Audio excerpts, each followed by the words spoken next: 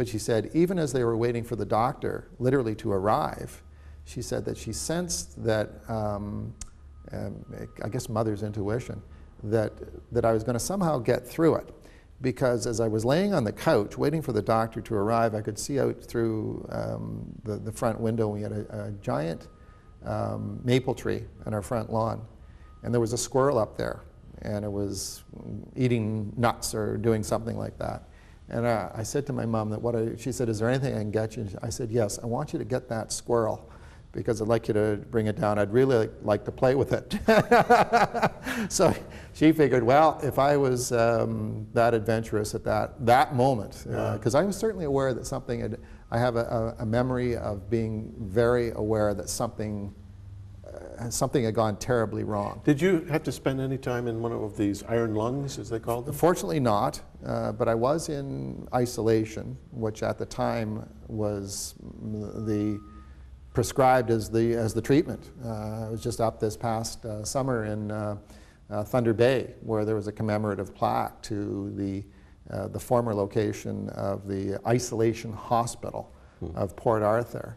And you know, by today's standards and approaches to medicine and involving the family, et cetera, we can't, again, we find it very difficult to believe. But in those days, the dread and the fear before the polio vaccine, and not really understanding exactly how it was spread, the only thing they could do was to put kids in isolation. And so, you know, the nurses and the doctors that came in to see me were robed and garbed and gloved, and it was like that for several months, and that meant you know, couldn't see their parents. And how long before you regained some mobility? Well, this our family doctor, and this was a challenge that parents had become aware of the Nurse Kenny approach towards resolving polio, which was the aggressive moving of the arms and the legs, which was in the exact opposite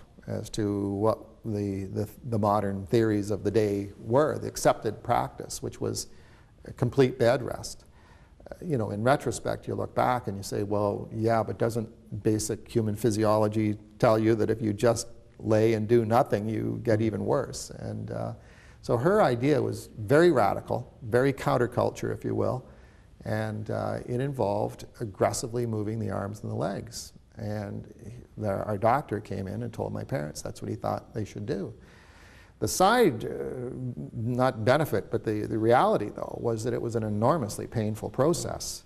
And so very, very difficult for parents. So you had to cooperate. I mean, you could have yelled and screamed and said there's no way, but you cooperated. You understood that this was going to be to your benefit. Well, I'm not sure that I did, but I had a doctor, rest his soul, Dr. Joe McRae, who was an amazing doctor at St. Michael's Hospital. Now, he had kind of the George Patton bedside manner, which was that the best way to get a kid to do something was to absolutely terrorize them if they wouldn't move it.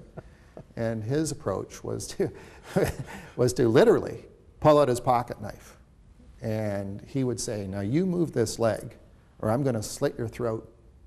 I'm going to let you bleed to death right here, right now. Move it. Now, if that were to, exactly. If that were to happen today, the guy would be put in jail. Absolutely, absolutely. But you know, guess what? You move the arm. What else do you want me to move? But I was terrified of him. Except, it's interesting.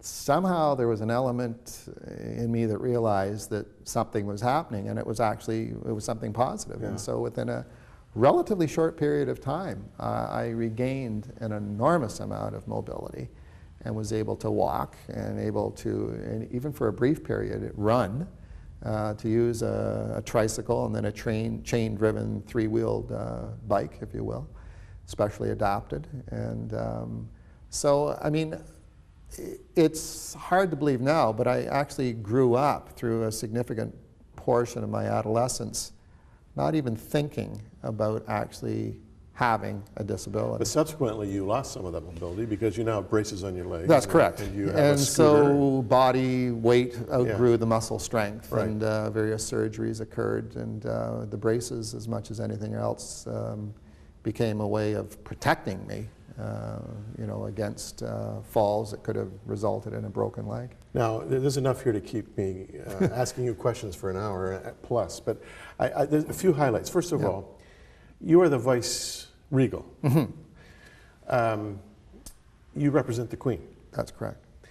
Have you met with her? Yes, and ironically, it's exactly 1 year ago to this day of the taping, exactly 1 year ago at Buckingham Palace, and it was an absolutely amazing experience. Was your wife Ruth Ann with you? Yes, she was with me, as was my private secretary, not in the audience, but we all were ushered into Buckingham Palace, and just to go through the gates, and that you're definitely on the checklist, and you go through, and then you go under the archway that takes you into the inner court of Buckingham Palace, because it's a four-sided square with the giant courtyard in the middle, and you just realize this is it. Here we are, and in you go. You're met by ladies in waiting, an aide-de-camp who was with the Royal Air Force,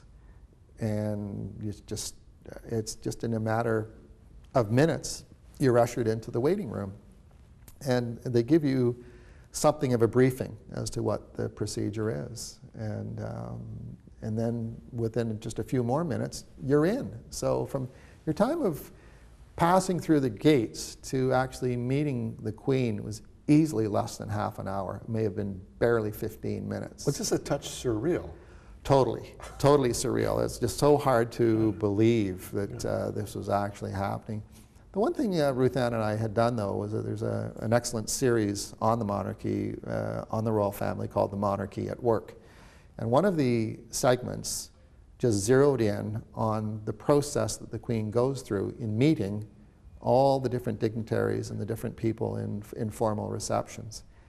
And the visit to Her Majesty is something that happens at least once, typically once in a lieutenant governor's career, or as in going to Buckingham Palace, and the same for the Governor General.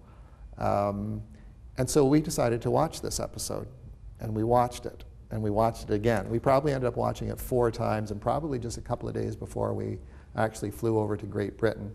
So that when we actually went in to meet Her Majesty, everything that was happening was something we had seen, including the people being nervous before going in. Were you nervous? Oh yes. It was also very ironic that one of the lady volunteers in this office, in my office here, is a very good friend of one of the Queen's ladies in waiting.